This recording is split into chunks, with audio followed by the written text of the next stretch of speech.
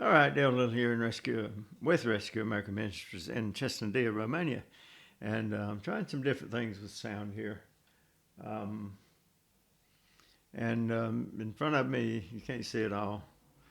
Um, Over here is my Roland um, amplifier. um, does a lot of different things, but it's basically an amplifier. Um, and just in front of it, out of sight, is my microphone, so it can be close to the amplifier. Um, and my little music stand here with my music on it, which I just knocked off. But anyway, just kind of getting everything set up here, kind of a tight place to work in, but want to see how things go with this song. Old Elvis Presley, Elvis did it. It didn't write it, of course. An old hymn. Known only to Him are the great hidden secrets. I'll fear not the darkness when my flame shall dim. I know not what the future holds, but I know who holds the future. It's a secret known only to Him.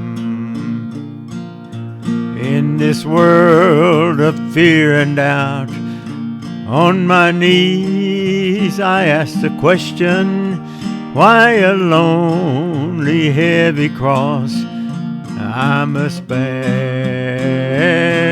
And then He tells me in my prayer, it's because I am trustworthy. He gives me strength far more than my share. Known only to Him are the great hidden secrets.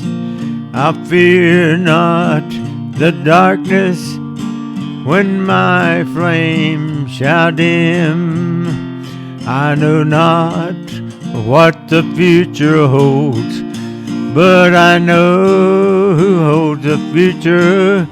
It's a secret known only to Him. It's a secret known only to Him.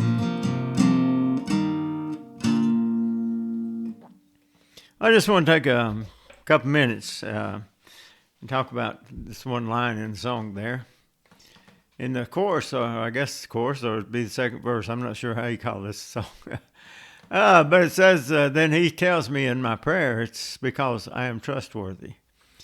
He gives me strength far beyond my share, and He certainly will do that. He gives the abundance of grace. Told Paul His grace was sufficient. And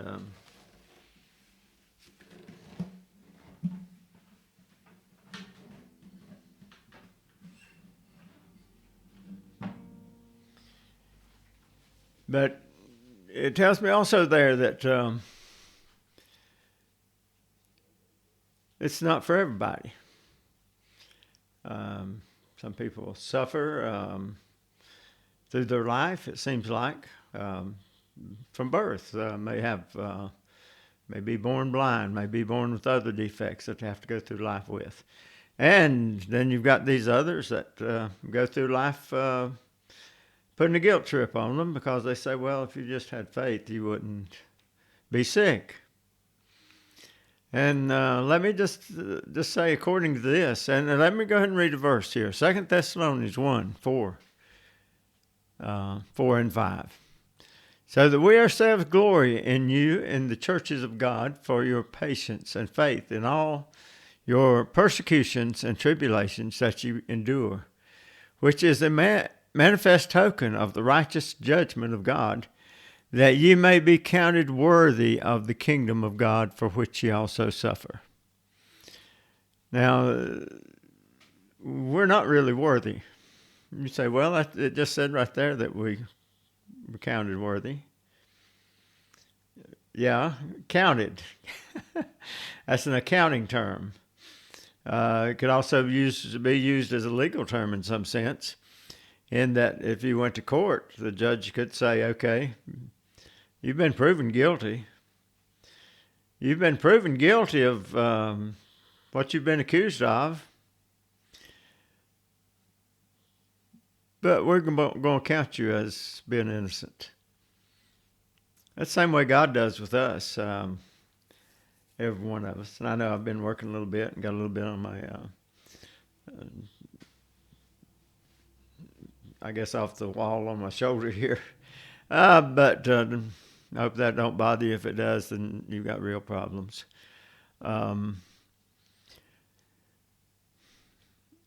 But the thing is that people suffer. And God says here, it may be counted worthy of the kingdom of God. Not that you are worthy, but you're counted worthy. It's only through Jesus Christ that we are able to come into the presence of God. Only through him that we'll get into heaven, in his kingdom. And so that's the invitation today is to receive him and ask him into your heart and life. Now, as I said earlier, maybe some of you, the giants of the faith that are never sick, and you see it as your responsibility to go let everybody else know that if they're sick, then, it's because they don't have the faith that you have. That's not what this verse says, or these verses. These verses, verse 5, says that you do not have the faith. You do not have enough faith to go through the trials that these other people go through. You're the one that's lacking. God cannot count on you. You people that have declared everyone else guilty of a lack of faith because they're sick or one thing and another and having difficulties in life, then you're the one that's weak. I just put it plain to you. That's what the Word of God says. You cannot be trusted to go through the same trials that these other people, these other Christians have been going through for years and years. Or whether it's for a brief time. God knows that you couldn't make it. You'd fail miserable if you didn't have all your money and the riches and the glitches and all these things. I always said that when the children of Israel come out of Egypt, God promised them a land filled with, milk and honey. But you got these people today that think that God must have said silk and money. No, that's wasn't what he said. The two things he mentioned weren't things of real great wealth. Now, they may have been valuable back in that day. I'm sure they were to some extent. But they were nutritious for the body. They were tasty. Milk and honey. But he could have said silk and money, but he didn't. Because that's not the case that he was making. Not that these lands were filled with great riches, but they would sustain them, and God would sustain them in this land. And there would be an abundance of things that would grow. And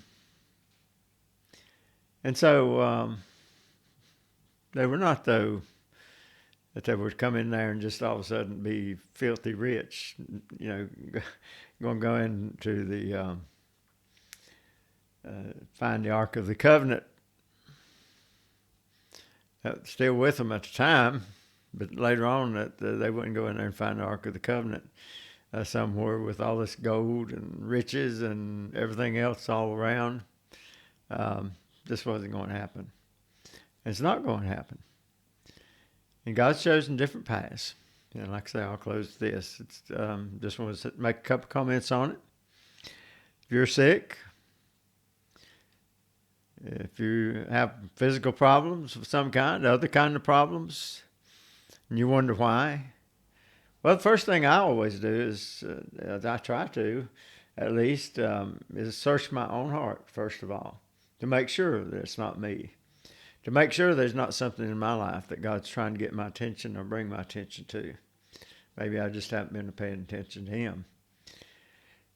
And once I do that and I don't find anything and I don't feel like God's showing me anything, then I accept it that for whatever reason God has allowed me to go through this, whatever it is, for His honor and His glory. That He'd be honored and glorified through whatever comes of it. And so just wanted to let you know that God's got a place for you. God's got a purpose. And He's using you if you stand fast in His grace and in His love and His mercy. Dale Little, Rescue America Ministries.